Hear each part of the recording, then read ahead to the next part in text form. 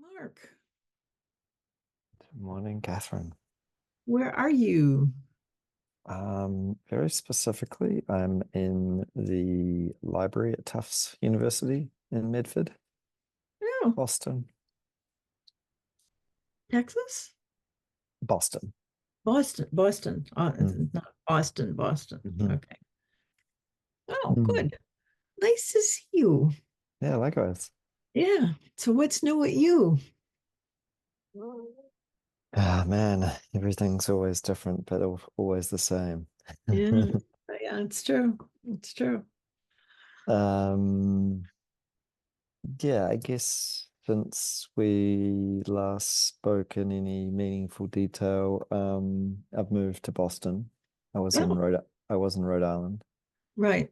Um, Having said that, though, I mean, I've been in and out of Boston for the last year, given my girlfriend lives here. So yeah, moved in with her in Boston, and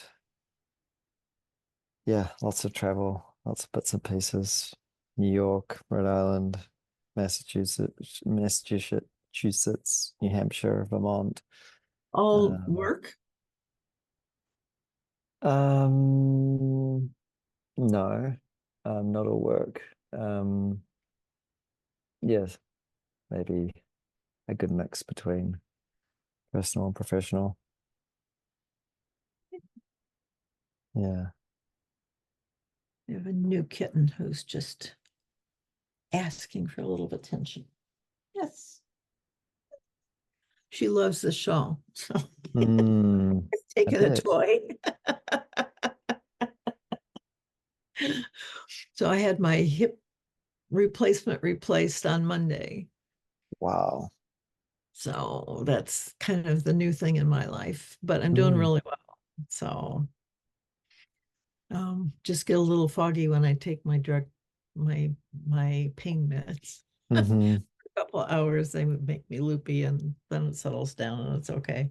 hmm Um, but let's see, we're in the process of doing getting all the permissions we need to do a demo for the Miyawaki Forest, probably on middle school land, the school district.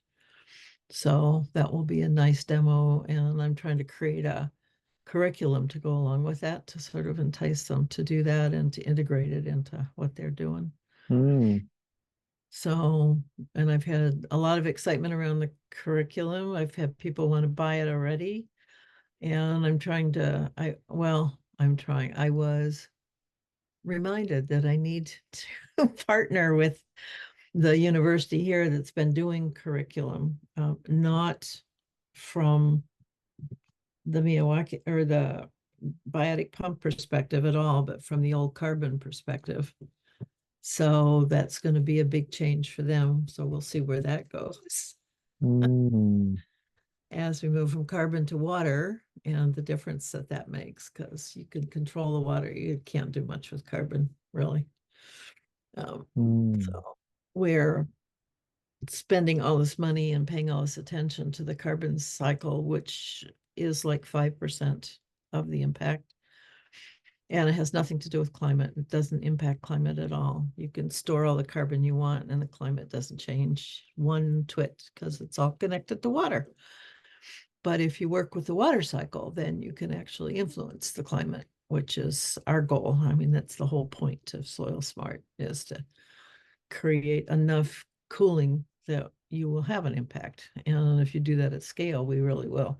And I just ran into a book this morning, written by two people from that exact perspective. It's not very big, it's 70 pages, but it's just outlines the whole thing. So um, that's exciting. Uh, mm, so trying to work with the people here locally in Spokane to get that through their heads so that we can impact the climate, so that we can create a resilient spot in our region and then extend out from here regionally to hmm really impact the climate where we are. The book is really claiming that we could do it in 20 years. And I think we could if we scaled it, really. That's the whole thing, which is why I'm interested in cities, because cities are a bigger scale. And if you're thinking on those terms, it really helps. Everybody's yard helps for sure. But you really do need a large scale to really impact the climate in a way that will really be resilient over the long haul. And I don't know. I mean, I haven't found anything to really clarify the situation for myself about because we've lost ice, which has been a big cooling factor for the planet. And without the oceans participating, we're really dependent on land. And I'm not sure that that's going to be enough in the long haul. It will certainly have an influence. Whether it will be sufficient is another question, but I don't know anybody who's talking about that. I haven't found anybody at this point who's looking at that from a scientific perspective and has measurements and all of that kind of stuff. But this is not new. It's old. I mean, it's been around.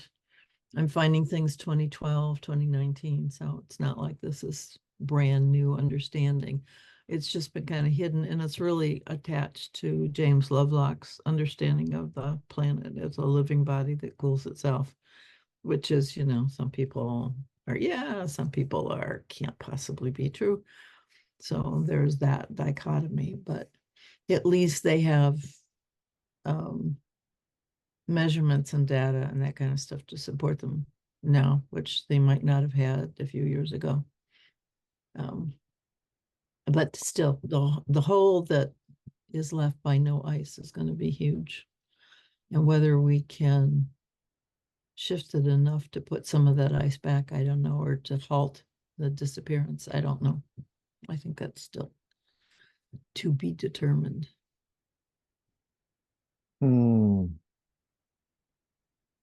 This kind of like you're saying that um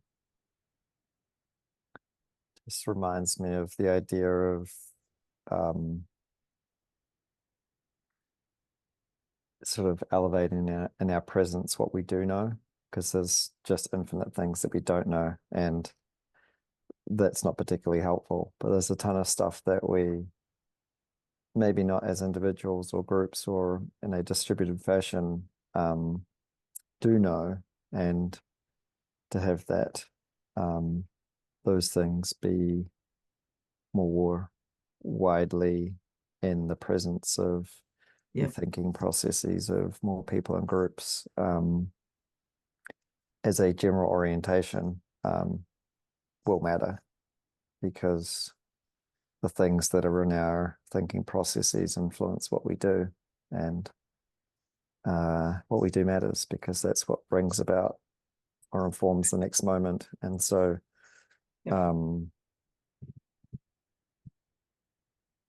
yeah, we just haven't put stuff together. I mean, I last Friday had lunch with a man who has since 2008 run the Spokane River Forum.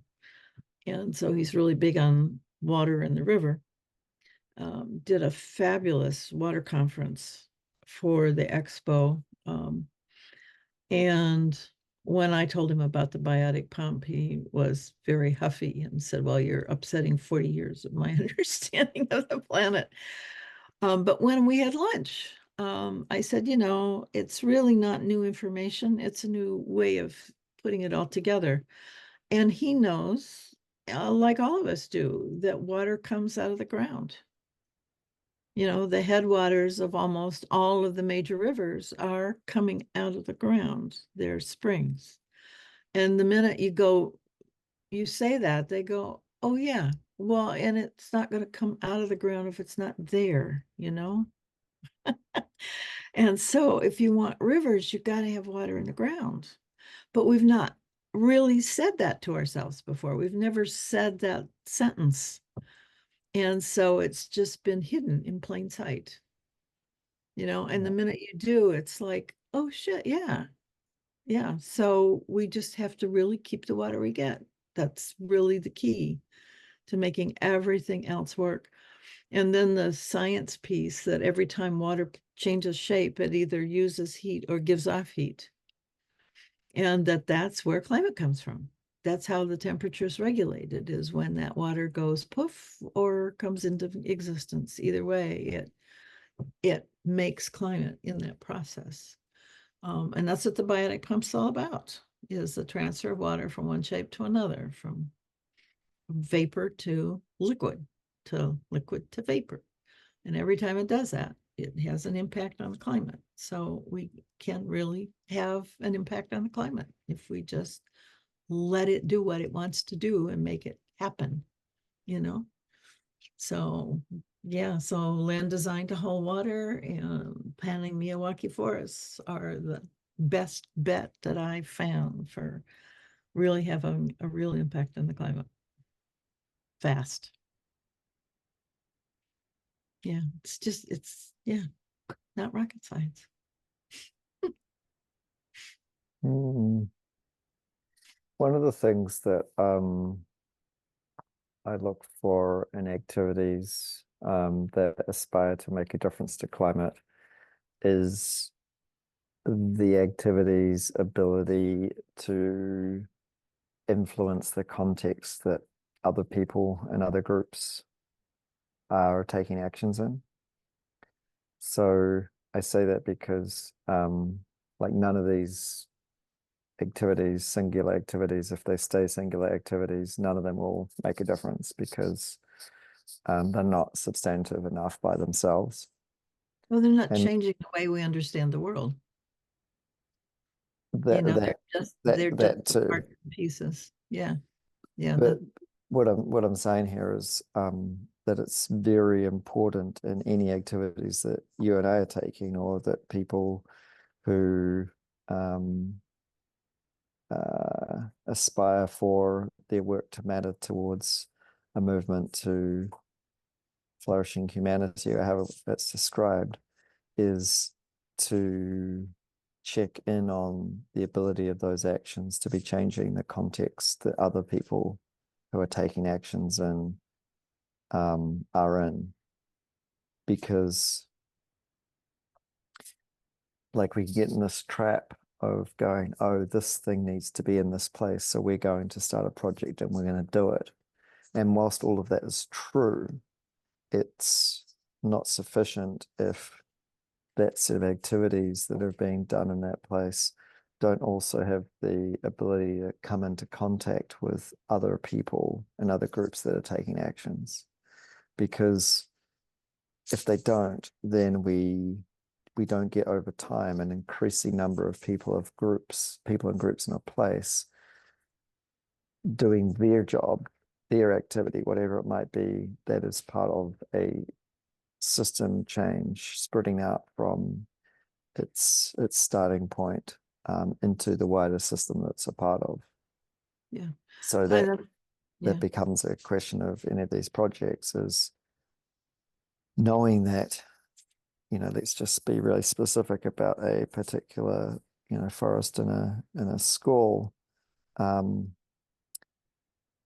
like there are so many actors that are part of that context that for this to be a systems changing activity would need to have something about their context be either materially or in the collective storytelling in that place,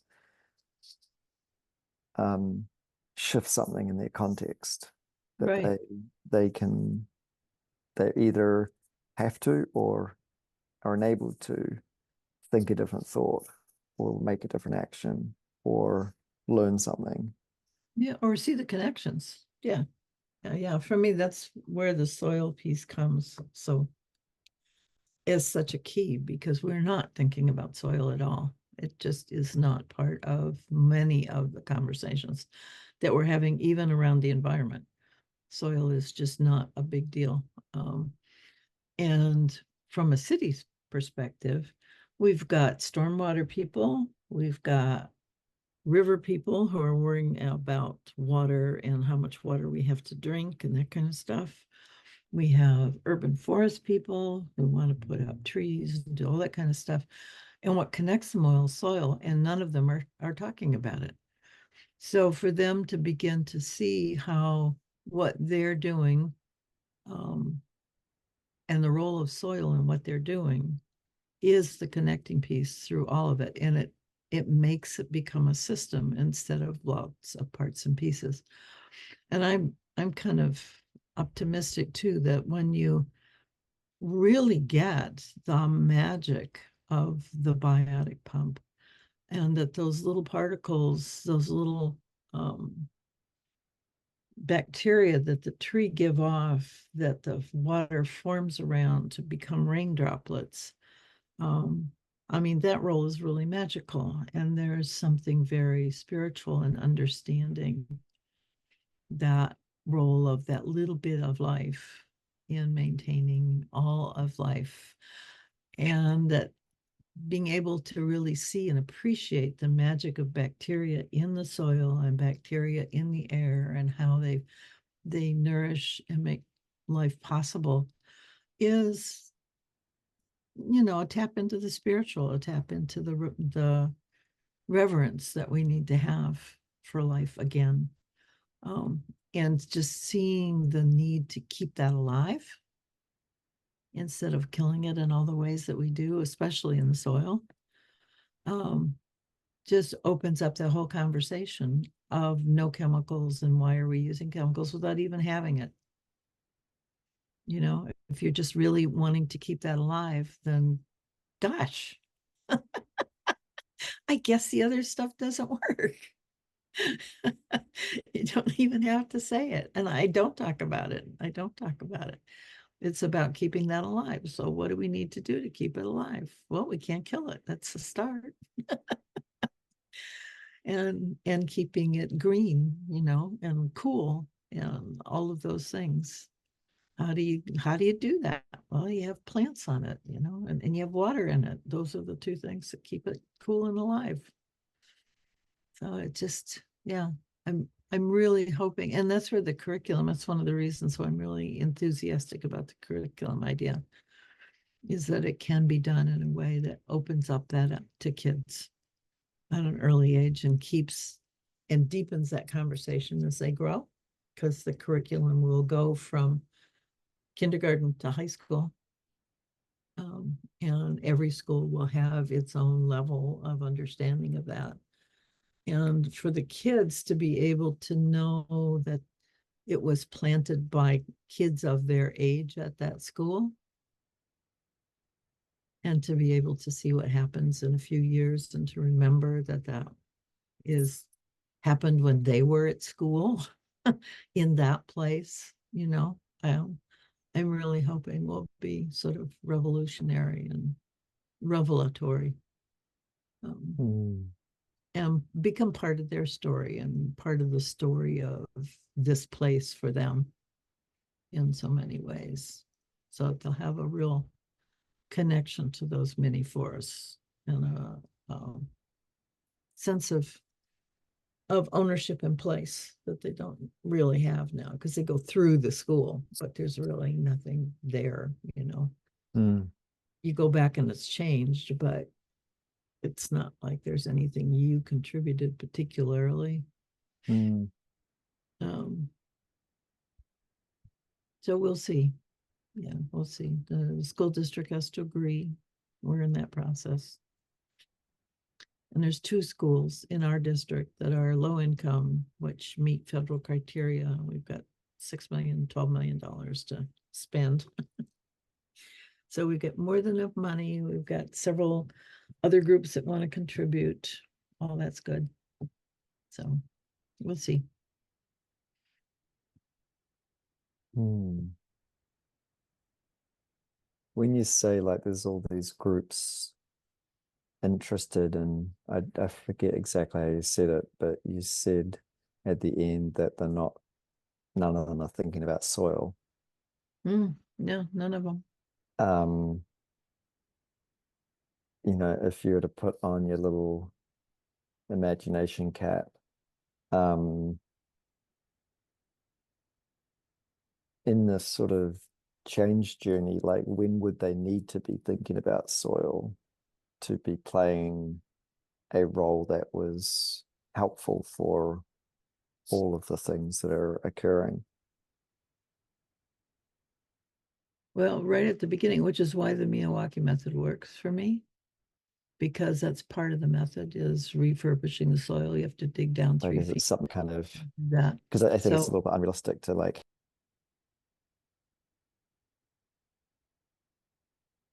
it's a little bit frozen here at the moment, I think. It might be on you're my okay end. now. Okay. Um, I'm not sure I Yeah. caught the last thing you said.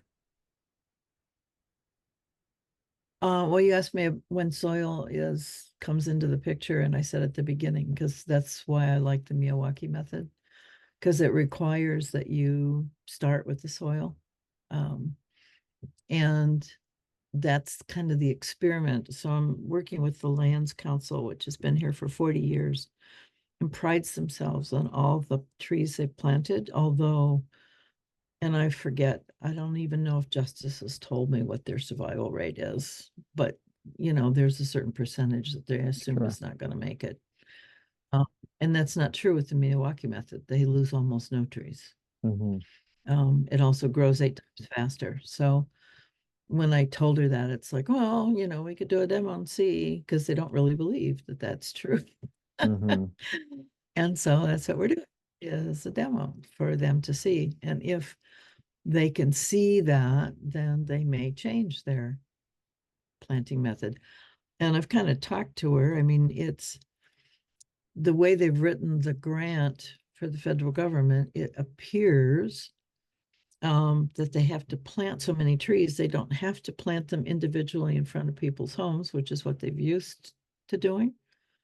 So they dig a hole, they throw a handful of whatever in to plant the tree, and then it's on its own. And it's dependent on whoever lives there to water it for 3 years. That's their agreement. People change. Half of our population are renters. So renters may not last more than 2 years in a place or less. And certainly the new people don't feel any compulsion to keep up with an agreement somebody else made, even if they shared that agreement, which they probably won't. Um, and trees don't really live well by themselves. They're designed to live in forests with other critters around them that will support their growth. And they're not planting anything else. So we're suggesting that maybe instead of planting individual trees, that we do forests in spots, which would give it a better chance of living, which means individual people don't have to take care of it. They can go enjoy it if they want to, but somebody else is going to water it for 3 years, and then they're self-sustaining. So it is a short-term commitment by the city or whoever plants to maintain it. But it's not a really long commitment, and it's clear that the people who planted it are going to maintain it. Um, and you don't have to depend on residents. And, I just think it may end up being a better experience for everybody. And we do have parts of the city that don't have parks or anything at all. So this is a chance to kind of seed that in a way, to begin to do parks around libraries. The library system is very supportive. Um, so they might be very interested, and certainly the school system, if we can get them involved. They've got schools all over and they're just redoing a whole bunch of them. So they have actually quite a bit of land around schools that could be forested. And then if we can get those demos going, we've got in Spokane, the builders currently are affordable housing folks, because they're getting money from the government to build affordable housing, but they're not thinking about their land in any real way either. So we have examples of places that could be retrofitted with forest, with this understanding, and begin to redo that. And then if we could get them to think about the new things they put in to really design the land to hold water first, and then to see forests as part of that landscape and to design their housing to work with nature so that the residents can save up to 50% of their energy bills over the long term, because they also do maintenance, especially affordable housing has to do maintenance and stuff. So it will save them money in the long term. So I'm working with Carl to create a presentation that we can give to some of the people here to see if we can get them to understand that and to be able to integrate that. So if we can do that, we can have quite an impact in a very short time, I think, and set the city up for long-term resilience, which right now we really can't do, even with the retrofits. I feel like the analogy that is coming to mind as you're speaking, you're clear, and also, like we know this from understanding living systems, the sort of the rightness of it, especially when it's done developmentally, of the need to plant forests and not plant trees, which more correctly is to create conditions for forests to come about, because there are stages of forest development, obviously. And so using that as a analog, it makes me think about what does that look like from a person or people or community perspective. So for instance, we might want to say that, you, for whatever set of circumstances, are an example of a tree being planted. But now that you're here as a tree, how do you support the building of a forest around you in terms of people and people taking action so that there is, all of the things that come, from the benefit of having a forest and nature, we might start to get in the actions that we're taking as individuals and groups, in the people or human equivalent of the forest in Spokane. And I wonder if that brings up anything for you. Yeah, I just wrote an article. Actually, I don't know if you're on LinkedIn, but on my page, I did an article on the leadership of water from exactly that perspective. What can we learn from water, how water works and then as a leader, how would we interpret that in our leadership skills and relationships with people?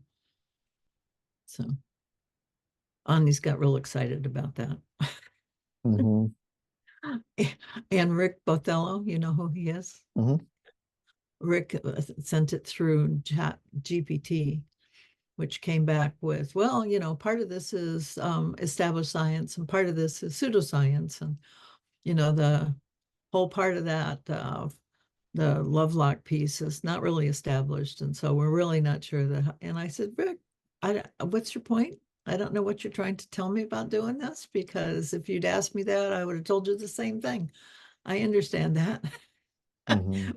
But he's not responded to that. But it was just Mm.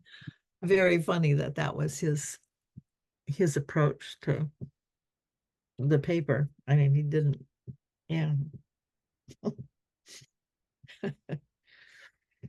It's kind of interesting because um we can kind of look at science, which, let's just say for argument's sake that half of science is right and half of science is maybe over explaining something that is not well understood enough. Um, what is interesting to think about, symbiogenesis and Lovelock and Margulis's work is what's obviously true in it. And it's a little bit easier question for you and I to ask because, like, we have a little bit more of a systems understanding of these things than your average person. But what is just undeniably true is that, when we think about co-emergence or evolution or whatever we might want to use, um, it's obvious that living entities and their contexts, their environments co-emerge together. Mhm. And that because of a living species being in a context, that context will never be the same. And so like it doesn't matter so much as to like whether it means that the concentration of gases on planet Earth are a sole result of the living organism activity over billions of years or not, but what we that's asking a precision question, but we don't this and we can answer that to some degree depending on geological record, etc. But we in some ways don't need to because we can know that because life came about, it affected the context, which then allowed more life to come about or different life to come about and so on and so forth. And so like it's really fundamental to know and to honor that and how we're approaching these things. And in that way, we can stop having conversations that are just a waste of time around whether this is correct or not, because it's so obviously there are parts of it that are so obviously true that we can use and can be informing what we are doing, which is actually the whole point, is to be having over time more and more of the things that we're doing being informed by more and more of the things that we know. Yeah. What I find astounding is how little self-trust people have Mm-hmm. because they don't believe it unless it's proven in some kind of way. Enough people say it, or I mean, really, it's enough people say it, and then I Mm-hmm. can believe it. But I can't believe it until I know that all the other things that I see as authorities have also come on board. I just find that astonishing that we have so little trust in our own understanding that we would believe ourselves. We just can't do that. I mean, that's what obvious to us means to me, is that we do trust ourselves in order to say, of course, that's just the way it is. Yeah, it just makes me nuts. That's why I wonder about Rick. As like, what was the point? What was he trying to convey to me by saying this is what chat GPT says, and I'm supposed to respond to uh, an artificial robot as though it has some sort of relevance to how I think and see the world. I don't get that as an authority. I mean, I see chat GPT is very useful for summaries and that kind of stuff because it can do it much faster and quicker than I can, but that's it. I mean, it's just not generative. It's just not generative at all. It pulls the past things together in an interesting way, or it can if it's got the right information in the first place. But if I feed it information and it does a summary for that, that's fine. I can use that. I don't have any problem with it. But I certainly wouldn't ask it a question and see it as an authority in the answer. Totally. And one of the reasons one of the reasons why I would agree wholeheartedly and maybe even bring in another piece to it is that this has kind of been my question for a bunch of people in the AI and systems dynamic cybernetic spaces is, can these models be made to operate off of patterns as opposed to operating off of data, Mm. like specific data? And from what I can tell so far, no is essentially the answer. Um, They do show up patterns in some regards. I mean, that's what big data is all about, is being able, but it's a human really that determines the pattern. The AI shows you the data and then we see the pattern in it because that's our skill. I think the point here is like the amount of consciousness, like the amount of access that you need to have to the living world system to be able to perceive a pattern is greater, that's relevant, is greater than the access that AI has to the living world system. Yeah. And, Yeah. And you know, data is not as complex as patterns. It just isn't. definitionally. Yeah. Um, and so like, this is in some ways like being part of my question with some systems dynamics people is, okay, we have over hundreds of years building upon a whole bunch of more work, gotten a grasp around patterns that we see in all situations that are where life is flourishing. These are the patterns that we've found.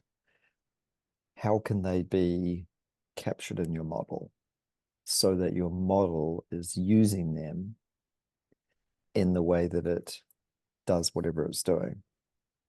And that's the thing that I haven't been able to get a compelling answer on, Yeah. because what I mean, until recently, when it was sort of in some ways manually done in systems dynamics model, you're basically like finding all of the activities in a system and representing it essentially mathematically in a bunch of different standard ways.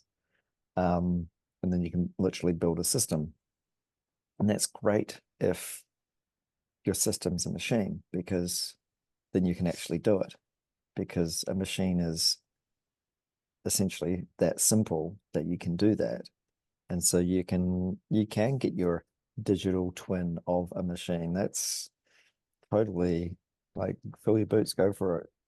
But what we can't do is do that for a living system. We can't do that for Kathryn. We can't do that for Mark. We can't do that for that ecosystem over there. Um, it's too complex to do that. And Well, it so requires reciprocity. it requires The relationship, machine requires can't knowing do the that. thing. Yeah, exactly. Yeah, the machine can't respond. And so It can't change itself in its response. yeah, and so then you get into this question of like, can AI do that in the way that it restructures itself based on what it's doing? And let's say that it can, for argument's sake. Um, if it does that, it's only going to be a restructuring of what is restructurable, like all of the parts of it that can't be restructured, either because And it's not it's had generative. hardware um or any of those things, like those things that would also need to be changing in the development of, you know, AGI or consciousness aren't available to be changed. So therefore we know that it's not going to emerge in it. That's a huge waste of energy. I mean, they're Massive. going, oh my God, we're using more energy now. Well, yeah, because we're putting it into crypto and AI. So Yeah. any savings anywhere else is getting lost. And is it worth it? Is it really worth it? Well, I think we can we can again kind of answer that question and get a yes to that question with a caveat, which is if we are, this is getting sort of mechanistic domination language, but if we take advantage of these technologies that we've produced for the purpose of informing the action taking that we're taking as individuals and groups, um, with the knowing that that action taking has to be part of systems change, specifically systems change towards a more alive planet, then there's no doubt that these tools that we're making can provide immense value. However, if we look at what they're actually being used for today, um, and this again, I kind of am just being a little bit casual with this, but I want to draw a parallel to like dark matter and dark energy, where from what we know, like dark matter or dark energy makes up about 95% of the universe, about of the cosmos. And I think that that kind of ratio also relates to traffic on the internet and uses of AI and any number of other things that we're doing. That there's a small portion of what's happening there that is a good use of it, but most of it is junk, and all it is doing is adding to the energy and resource overhead. Um, and and like we have to be a little bit careful. Like there is like a minimum size of these things that's needed to be able to have enough development in the thing to be able to be doing anything. So that's to say is that that junk role that might be being played in that system for a period of time that allows the system to grow for a little bit, it actually has a really good use in the beginning. But once it's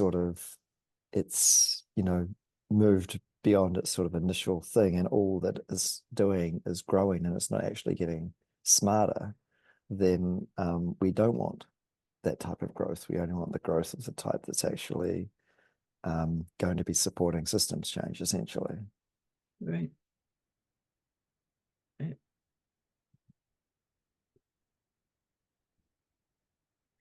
Yes. Caught in our own hubris. Oh, but we could, if just we did, if just when this happens, it'll be so spectacular. Mm-hmm. Yeah. I mean, It's it's just such a admirable. resistance to life. It's just so interesting how we're really not looking at life at all. We're trying to create other stuff that doesn't support life, and we're just so enamored of that. And and all of it can be explained as being like right in that it's hard for us to maybe see this, but what humanity is in the process of at the moment is working towards having the consciousness that we would want to have be ubiquitous as individuals and as a collective. And if we're able to do that, and this is, I'm already making the error myself, if we're able to do that, because I'm not sure the evidence is clear that we will, but um, in a future situation where there are humans thriving at some scale, it will coincide with the development of that consciousness. And so if we think about evolution and the emergence of consciousness, especially sophisticated abstract consciousness in humans, such a recent period of the period of life on planet Earth, um, we are grappling with that consciousness becoming sufficient for us to, because prior to consciousness, or sophisticated abstract consciousness in humans, animals can basically, or plants, animals, fungi, etc., bacteria can only be in relationship with their living world system because they don't have the ability to abstract from it. Clearly, abstraction was a adaptive quality, as otherwise it wouldn't exist. But what we haven't done as humans yet is transcended that abstract consciousness that is separate from the material world to gaining the abstract consciousness that is integrated or connected with it. Yep. And that's the stage that is, we're being asked to take that step on or steps on. Um, and there's a very open question as to whether we will be able to do that in time. But to try and do it quickly than we can change is just as much of a fool's errand. Like we can create conditions that might support that consciousness change to be quicker than it might otherwise be. But if we try to pretend that it must get to a certain place at a certain moment in time and then try to have that occur, then we're going to approach it mechanistically, which is the folly that we've been doing for the last, number of decades and hundreds of years when we've been aware of our effect on the climate and we've been trying to make appropriate changes. So we can't do it mechanistically. We have to do it in a living systems way, which means we have to do it emergently, which means it cannot be coercive. It must be an invitation. It must honor the autonomy of all of our beings, all of our groups, so that they get to be interacting based on what they are in the moment with their context, so they have the ability to be learning from the actions that they're taking. And so, like, if we try to do anything coercive or top down, we essentially eliminate learning, relevant learning, and then we And it don't means get. we have to interact with those who have that capability too. And AI doesn't.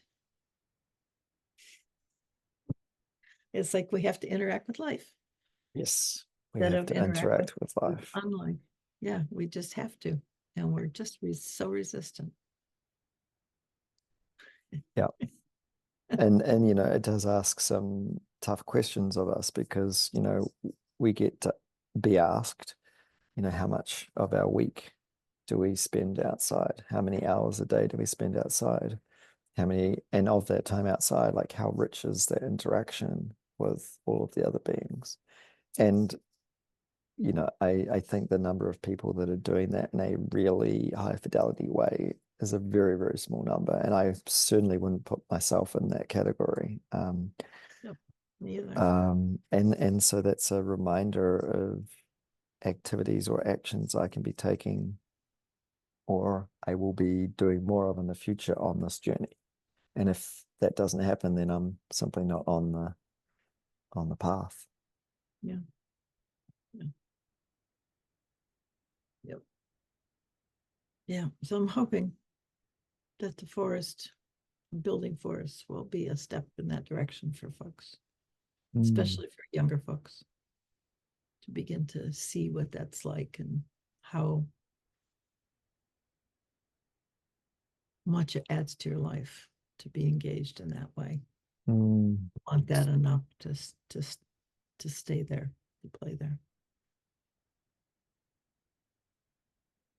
We get so this is one of my resistances, and I don't know why it's a resistance so much, is that so many people on this path have chosen food for just that reason, because we all have to eat, and that the results of that effort is immediately tangibly beneficial and enjoyable.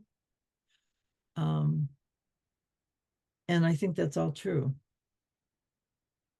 But the resistance that I have personally to growing all my own food, because of the amount of time it takes and the real shift it takes in how I use my day, is something I have a resistance to.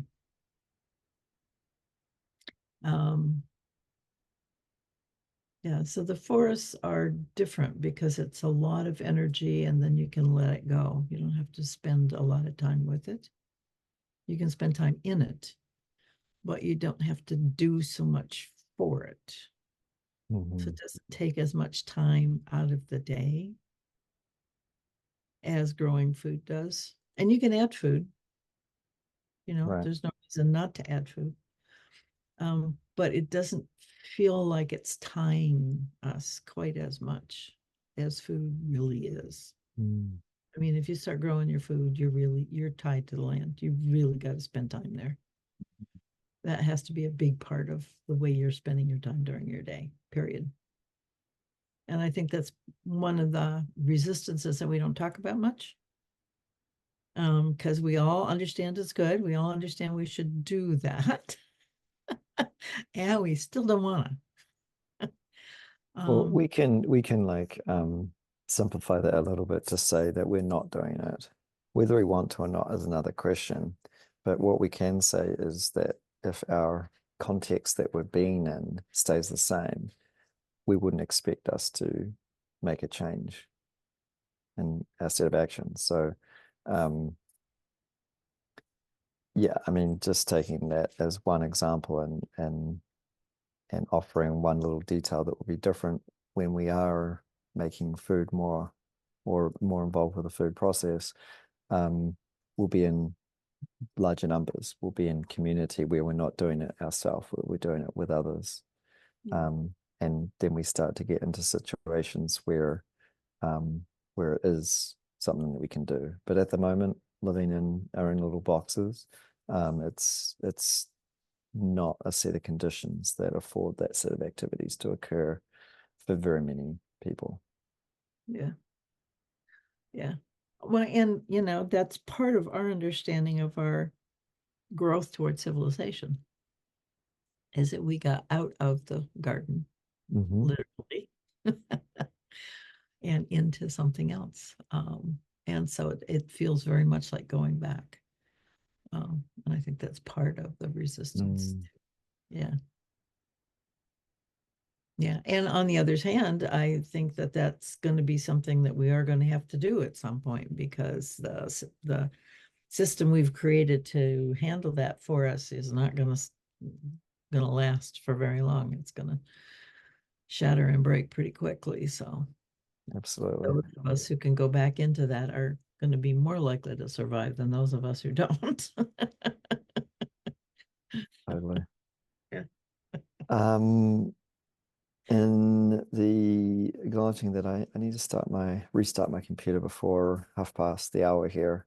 Mm. Um, I'm not going to say anything more because if we say anything more, it'll start another thread, and all of a sudden 5 or 10 minutes will go by, and I won't have restarted my Right. computer. So I'm gonna move to doing that now. Okay. So it was great to talk with you. Nice Yeah, to likewise. some time. Yeah. Yeah, wishing you yeah, an enjoyable weekend. Thank you. You too. Yeah. Happy Labor Day. Yeah, you too. Okay. Bye, Bye now. Catherine.